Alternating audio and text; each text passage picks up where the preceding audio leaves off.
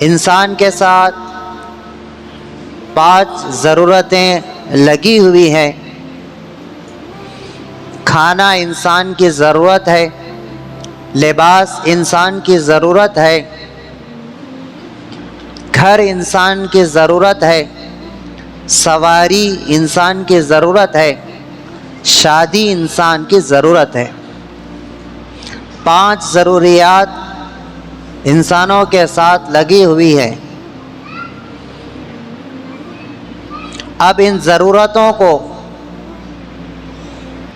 اسلامی تعلیمات کے مطابق سادگی کے ساتھ، زیادہ غور و فکر کیے بغیر، زیادہ اس میں اپنی صلاحیتوں کو لگائے بغیر جو مسلمان، جو مومن اور جو مومنہ، مسلمان بندہ، مسلمان بندی، مسلمان نوجوان ان ضروریات کی تکمیل سادگی کے ساتھ اسلامی تعلیمات کی روشنی میں کرے گا تو اسی کے پاس آخرت کی تیاری کے لیے، قبر کی تیاری کے لیے، حشر کی تیاری کے لیے مال بھی باقی رہے گا، وقت بھی باقی رہے گا، صلاحیتیں بھی باقی رہے گی۔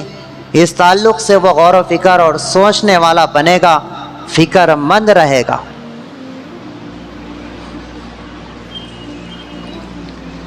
شادی کے سلسلے میں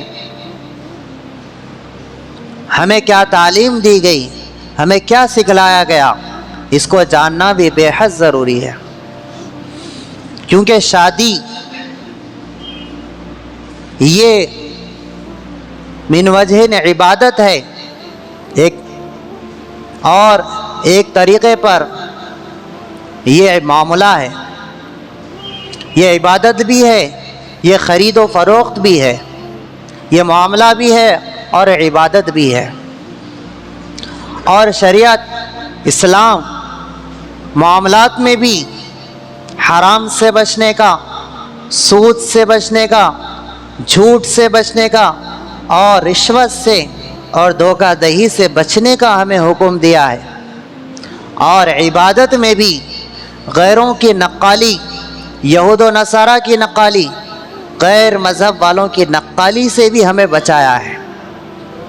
چاہے نکاح کو عبادت مان لو یا معاملہ مان لو یا دونوں مان لو، دونوں میں بھی کون سی بھی ایک چیز فرض کرنے کی صورت میں ہمیں اسلام میں صحیح تعلیم دی گئی، صحیح رہبری کی گئی کہ کیسے ہم اس کام کو انجام دیں، کیسے ہم اس کو شریعت کے مطابق بنائیں۔ چنانچہ آئیے، جو سب سے پہلا مرحلہ ہوتا ہے وہ رشتوں کے طے کرنے کا ہوتا ہے۔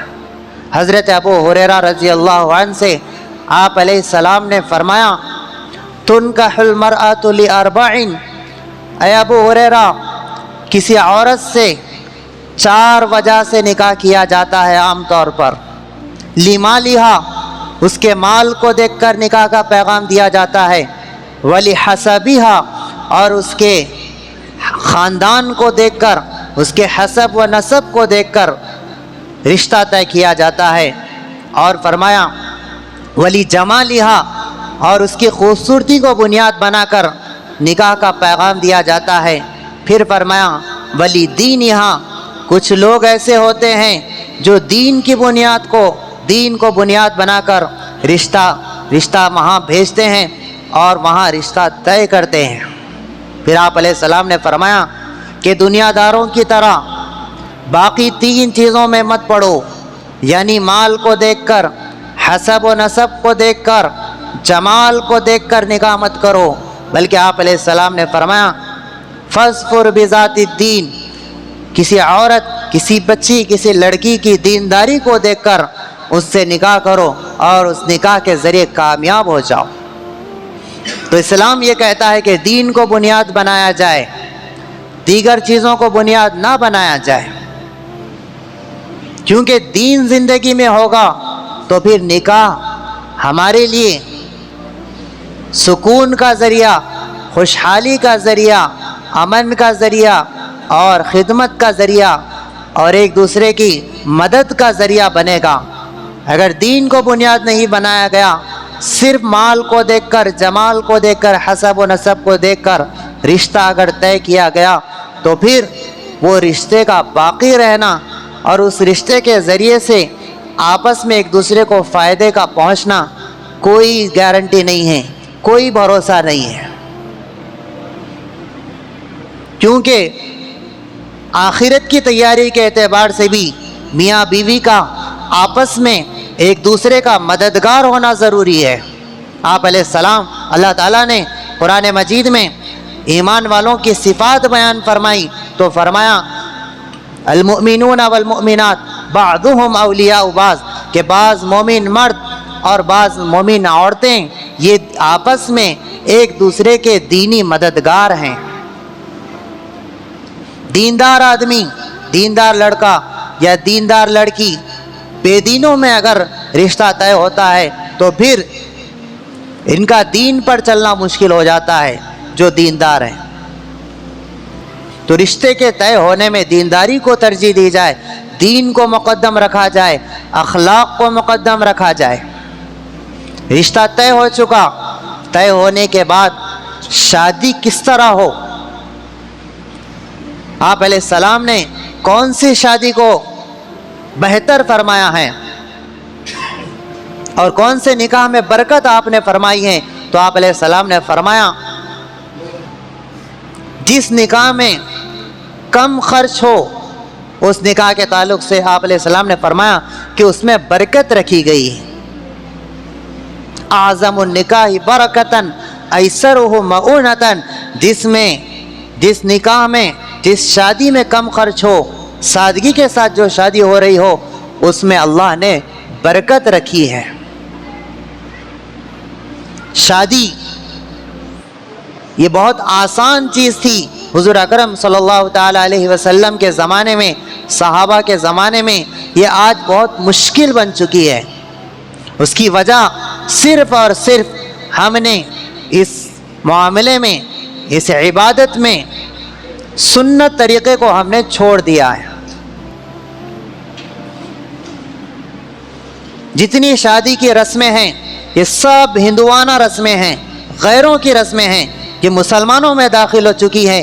آزادی سے پہلے تمام اقوام ایک دوسرے کے ساتھ مل جل کر رہا کرتی تھی، تو بعض قوموں کی رسم و رواج بعض قوموں میں داخل ہو چکی، تو بعد میں لوگوں نے اس کو اسلام کا حصہ سمجھا، اس کو ضروری سمجھا۔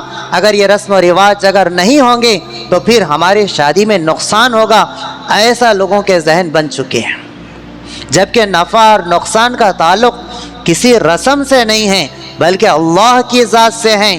نافع اللہ ہے، ضار اللہ ہے۔ نفع اور نقصان کسی مخلوق میں سمجھنا یہ ایمان کی کمزوری ہے، اسلام کی کمزوری ہے۔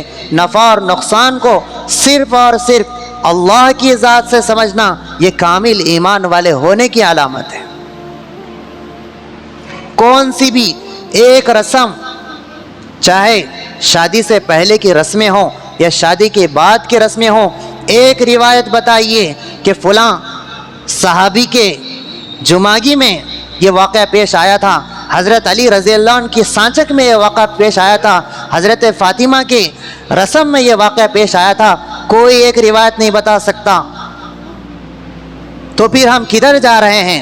کن کے طریقے اپنا رہے ہیں؟ صرف اس بات کو بنیاد بنا کر کہ اگر یہ ساری رسم و رواج اگر نہیں کی گئی تو پھر ہمارے اس جوڑی میں نقصان ہوگا، نظر لگے گی، جوڑی سلامتی کے ساتھ نہیں رہے گی۔ یہ جاہلانہ سوچ ہے، یہ ان پڑھ بوڑھے لوگوں کی یہ سوچ ہے، اس سے ہم کو باز رہنے کی ضرورت ہے۔ اس طرح ہم سوچ کر نہ صرف اپنا مال برباد کر رہے ہیں بلکہ اپنے ایمان کو بھی کمزور کر رہے ہیں، کیونکہ جب تک کسی دلہے کے ہاتھ پر امام ضامن نہیں باندھا جاتا اس وقت تک گھر کی بڑی عورتیں دلہے کو روانہ نہیں کرتی، تو وہ ہاتھ پر باندھے جانے والے ضامن کو انہوں نے خدا بنایا ہوا ہے، وہ ان کا خدا ہے۔ تو وہ ضامن دیکھنے میں تو کپڑا ہے لیکن شریعت کی نگاہ میں دیکھیں گے تو اس نے خدا کی صفت نفع دینے میں اس ضامن کو بھی شریک کر دیا۔ خدا ماننے کے لیے، غیر اللہ کو خدا ماننے کے لیے تصویر ضروری نہیں ہے، مورتی ضروری نہیں ہے، بلکہ عقیدہ ضروری ہے کہ اس چیز سے مجھے نفع ہوگا، یہ چیز اپناؤں گا تو نقصان سے بچ جاؤں گا، تو وہ چیز اس کے حق میں خدا بن چکی، چاہے وہ کالا ناڑا ہی کیوں نہ ہو، کالا دھاگا ہی کیوں نہ ہو۔ اگر آدمی مان لیتا ہے کہ اس کے ذریعے سے مجھے نقصان سے حفاظت ہو جائے گی، تو وہ ناڑا، وہ دھاگا اس کے حق میں خدا بن چکا۔ ضروری نہیں ہے کہ تراشی ہوئی مورتی ہو تو وہ خدا ہے، وہ شرک ہے، وہ بت پرستی ہے، یہ کوئی ضروری نہیں ہے۔ اللہ تعالیٰ نے یہاں تک قرآن میں فرمایا کہ جو لوگ خواہشات کی اتباع کرتے ہیں ان کا خدا ان کی خواہش ہے، الہہ ہوا، ان کی خواہش ہی ان کا خدا بن چکا ہے۔ تو شادی کی جتنی رسمیں ہیں ساری رسموں کو ختم کرنے کی ضرورت ہے، سوائے ولیمے کے کھانے کے کوئی کھانے کا انتظام نہ ہو۔ رخصتی کے وقت اگر بچی والے آنے والے گھر والوں کو کھانے کا انتظام کر رہے ہیں تو وہ شادی کا کھانا نہیں ہے، کیونکہ دلہے والے ان کے وہ رشتہ دار بن چکے ہیں، تو وہ مہمان نوازی کا کھانا ہے۔ بھلا بتائیے، ہم کسی مہمان کے یہاں جاتے ہیں تو کیا ہم اپنے سارے دوست احباب کو لے کر جاتے ہیں؟ نہیں جاتے ہیں۔ جس کے پاس ہم مہمان بننے جا رہے ہیں تو ہم جانے میں یہ دیکھتے ہیں کہ ہمارے ساتھ جو بھی آ رہے ہیں ان کی رشتہ داری، ہم جس کے پاس جا رہے ہیں ان سے رشتہ داری ہے یا نہیں ہے۔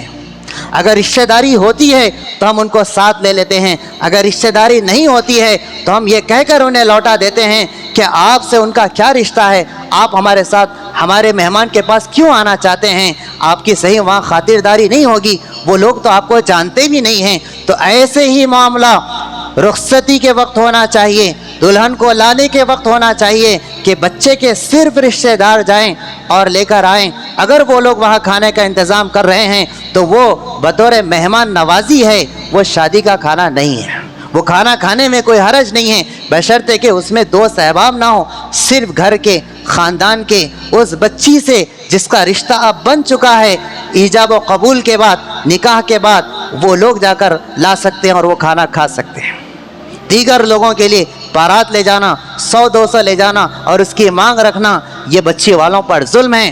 اگر بچی والے اس بات پر راضی بھی ہو جائیں کہ ہم 400 کو کھلا سکتے ہیں، 500 کو کھلا سکتے ہیں، تب بھی ہم اگر لے جائیں گے تو ہم اس رسم کا خاتمہ نہیں کر سکتے ہیں، اس رواج کا خاتمہ نہیں کر سکتے، غریبوں کے بوجھ کو ہم ہلکا کرنے والے نہیں بن سکتے۔ اگر وہ راضی ہونے کے باوجود ہم اگر نہیں لے کر جائیں گے تبھی یہ مسئلہ آسان ہو سکتا ہے، شادی سادگی کے ساتھ ہو سکتی ہے، اس کا رواج بن سکتا ہے۔ اور شادی میں، ولیمے میں، کھانے میں ایک سالن ہو، ایک کھانا ہو، ایک میٹھا ہو، یہ سنت ہے۔ آپ علیہ السلام کے دسترخوان پر کبھی ایسا نہیں ہوا کہ 2 سالن جمع ہو گئے ہوں۔ ایک مرتبہ ایک صحابی کے گھر میں ایک سالن تھا اور ایک گھی تھا، تو آپ نے فرمایا کہ آپ کبھی دیکھا ہے اپنی اہلیہ کو ڈانٹ رہے ہیں کہ آپ نے ایک دسترخوان پر 2 سالن جمع کر دیے، گھی الگ سے ایک سالن ہے اور یہ رکھا ہوا الگ سالن ہے۔ اللہ کے نبی صلی اللہ علیہ وسلم کے دسترخوان پر کبھی 2 سالن جمع نہیں ہوئے۔ لہٰذا ضرورت اس بات کی ہے کہ شادی میں سادگی ہو، بیجا رسم و رواج نہ ہو، کسی قسم کی کوئی رسم نہ ہو، اس میں اپنے آپ کو تکلیف میں ڈالنا ہے، اپنے آپ کو قرضوں میں مبتلا کرنا ہے، اپنی دنیا بھی خراب کرنا ہے، ایمان بھی خراب کرنا ہے۔ اور شادی جس کو اللہ کے نبی نے سنت فرمایا، ہر خطبے میں سنتے ہیں، النکاح من سنتی، شادی میری سنت ہے۔ سنت عبادت ہوتی ہے۔ کہیں آپ نے دیکھا ہے کہ ادھر نماز ہو رہی ہو اور ادھر گانا لگایا جا رہا ہو، ادھر رکعت بن رہی ہو، ادھر پٹاخوں کا انتظام فوراً ہو رہا ہو، ادھر آدمی روزہ افطار کر رہا ہو، ادھر ناچ رہے ہوں؟ ایسا نہیں ہوتا۔ عبادت اور غلط کام، حرام کام کا جوڑ نہیں ہوتا، دونوں کا ایک ساتھ ہونا ایسا نہیں ہوتا۔ تو ایسے ہی نکاح اور گانا، نکاح اور باجا، نکاح اور اس میں بیجا رسمیں، نکاح اور اس میں سود کی رقم کے ذریعے سے اس کام کو انجام دینا، یہ دونوں جمع نہیں ہونی چاہیے۔ ہر مسلمان جانتا ہے اس خطبے کے اس لفظ کو جس میں اللہ کے نبی نے فرمایا النکاح من سنتی، یہ میری سنت ہے۔ اللہ کے نبی صلی اللہ علیہ وسلم فرماتے ہیں بعثت لکسر المزامیر، ان ناچ گانے کے بازوں کے آلات کو، مزامیر کو میں توڑنے کے لیے بھیجا گیا ہوں۔ جن آلات کو اللہ کے نبی توڑنے کے لیے بھیجے گئے، ان آلات کو ہم انہی کی سنت میں اپنا رہے ہیں، تو یہ بہت بڑا ہمارا خسارہ ہے، بہت بڑا نقصان ہے، دنیا کا بھی آخرت کا بھی۔ اس لیے ضرورت اس بات کی ہے کہ شادی میں رشتہ دینداری کو بنیاد بنا کر طے کیا جائے، سادگی کے ساتھ شادی ہو، شادی میں کھانے کا انتظام نہ ہو، ولیمے میں اپنی استطاعت کے بقدر انتظام ہو، تو یہ آدمی سنت کے مطابق شادی اور سنت کے مطابق ولیمہ کرنے والا شمار ہوگا۔ اللہ رب العزت سے دعا ہے اللہ تعالی ہم سب کو